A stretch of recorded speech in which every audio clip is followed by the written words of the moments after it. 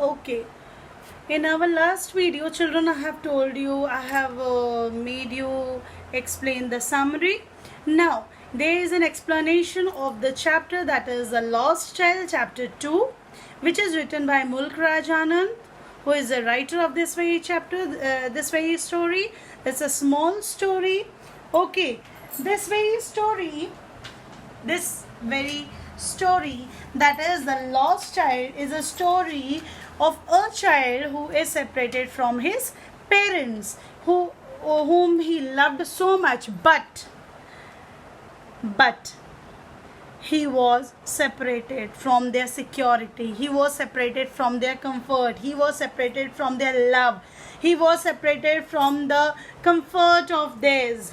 Okay, this story tells about the aspirations, tells about the demands, tells about the realization, tells about the kindness, tells about the desires, tells about the connection of a child, of a parent, or parents, or with someone else. Okay, let's go towards the explanation. Now I'll tell you the explanation on this first page. It was a spring festive of spring, from the wintry shades of narrow lanes and alleys emerged a gaily clad humanity. It was a festive of spring season, okay, and there were narrow lanes and alleys emerged a gaily clad humanity. There was a crowd of people. There were so many people there. Where? Now let's see where. Some walked, some rode on horses, others sat being carried in bamboo and bullock carts. These people, they were coming from different places, and they were sitting on, some were sitting there, some they rode either horses, some were carrying the bamboo, some were carrying the somewhere on the bullock carts. One little boy ran between his father's legs. That was a love towards the parents, brimming over with life and laughter. Brimming, that is to be full of strong emotion. That is when we love our parents, there our love is something different. Okay, sometimes we hug them, sometimes we kiss them, sometimes we lean over them, sometimes over the shoulder, sometimes like the child did between the legs. Okay, this very child also did the same. Come, child, come, called his parents, and the parents, now they are calling the child. Come here, what are you doing there? As he lagged behind, as he was behind, like he was looking towards different things. His eyes were being fascinated by the toys. That is, his eyes were being attracted by the toys which were there in the fair, okay, where they had come to enjoy, by the toys in the shop that lined the way, that were towards the way. Okay, he hurried towards his parents, and as the parents said, come with us, come and walk with us. Okay, he hurried towards his parents, his feet obedient to their call. That is, his feet were moving as the parents started calling him. That he was like an obedient boy, he was like an obedient child, listening to the call of the parents and moving towards them. His eyes still lingering on the receding toys, that is, the eyes were still moving here and there towards those receding toys, that is, those toys which were kept at a distance. This boy was standing far, and the things were kept at a far at a distance. So his eyes were moving here and there, and it were moving towards the toys which were kept at a distance. As he came to where they had stopped to wait for him, he could not suppress the desire of his heart, even though he well knew the old cold stare of refusal in their eyes, and even he knew that whatever he is going to ask, his parents are not going to give him, or maybe they will not give him at that very particular time, maybe later on. But at that very time, see, if we also, when we were small, we also, whatever we wanted, we want at that very particular time only, when it was our desire to get that. Okay, but sometimes it was like a refusal from our parents side also, like that, those parents, that no, we are not going to give you now, we'll give it later on, maybe. Or sometimes our parents, they do not have the certain amount with them, as was which was what to say, the amount which was which has to be paid.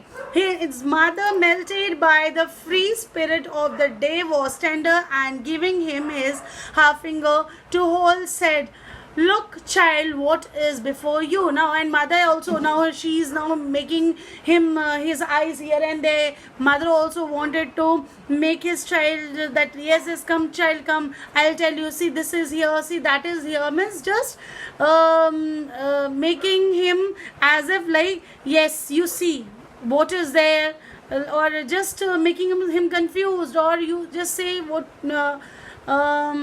diverting his mind. Okay, it was a flowering mustard field, pale like melting gold, as it swept across miles and miles of even land. A group of dragonflies were bustling about on the bustling, that is moving, and buzz buzz buzz buzz, that is buzzing of the bees on their gaudy purple wings, intercepting, that is coming between someone on the path. And this very flies, they were coming from between the path of this very boy. The flight of lone black bee or butter in search of sweetness from the flower. The child followed them in the air with his gaze. Now the other attraction was the dragonflies. Now when we also see a beautiful and colorful butterfly, we also attracted towards the butterfly and the flowers. Okay, or butterfly in search of sweetness from the flowers. The child followed them in the air with his gaze, and there was a gaze, there was a continuous look of the boy towards the butterflies, and the boy also was attracted towards the butterflies, till one of them would still its wing and rest, means till one of the butterfly would come and stop there, and he would try to catch it. And the boy wanted to catch also this very butterfly, but it would go fluttering, that is moving, flapping up into the air when he had almost caught it in his hands. And what happened? The butterfly again moved. Then his mother gave a cautionary warning call, like, for example, the boy's name is Ajay, and she will say, "Ajay," this is like a cautionary call, that is like a warning call, that Ajay come, continuously. If the mother will say, the child is not going to listen, and only a single warning call will be like, "Ajay, come child, come on to the footpath." Yes, now this is like a cautionary call, only once call, and the child will be attracted, the child will be again towards the parents. He ran towards his parents gaily, and looking, and walked abreast of them for a while. Walked abreast, that is side by side to them for a while, being however soon left behind, attracted by the little insects. And now flies finished, now insects came and worms along the path. Now if our way also, there will be again insects, we will also look towards the insects, where are they going, and then we will also look, yes, where has it gone? I have counted 2, where has one gone? Same as was with the boy. Sorry. They were teeming out from their hiding places to enjoy the sunshine. They were coming out from their hiding place and to enjoy the sunshine. Okay, come child, come, his parents called from the shade of the grove. From there they had seated themselves in the edge of a wall. They were sitting near the edge of a wall. They were, from there only they shouted, from there only they started to call the child, come towards us. He ran towards them. He here is the boy. He ran towards them. A shower of young flower fell upon the child as he entered the grove. And forgetting his parents, he began to gather the raining petals in his hands, the beautiful petals in the hand. But lo, he heard the cooing of doves, and cooing, that is the sound of doves, and ran towards his parents shouting, the dove, the dove. The raining petals dropped from his forgotten hands. Come, child, come, they called to the child, who had now gone running in wild capers round, that is now capers, that is playful skipping movement, the banyan tree, and gathering him up, they took the narrow winding footpath which led to the fair through the mustard field. As they neared the village, the child could see many other footpaths full of throngs converging, that is where they join or meet, that is the foot moving, means there were several other footpaths which were moving towards the same point, to the whirlpool of the fair. Now they are moving towards the fair, and felt as one repelled and fascinated by the confusion of the world he was entering. Now there was like a confusion for him, where to go, where not to go. It was a world full of confusion. A sweetmeat seller, hawker, gulab jamun, rasgulla, barfi, jalebi at the corner of the entrance, and a crowd pressed round his counter, and the foot of an architecture of many colored sweets decorated with leaves of silver and gold. The child stared open-eyed, and his mouth watered for the barfi. That was his favorite sweet, and the child's favorite sweet was barfi, which was being sold by one of the person. I want that barfi. He slowly murmured, I want that barfi. Slowly murmured, that is slowly said in his own mouth. But he half knew as he begged that his plea, that is his pleas, would not be heeded, because his parents would say he was greedy. He thought, yes, my parents will say, if I will tell my parents, they will say, you are very greedy.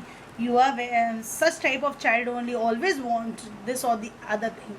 So without waiting for an answer, he moved on. He went from that very place also. A flower seller hawked a garland of gulmohar.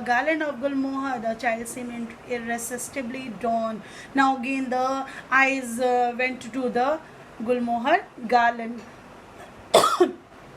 He went towards a basket where the flowers lay heaped, and half murmured, I want that garland. But he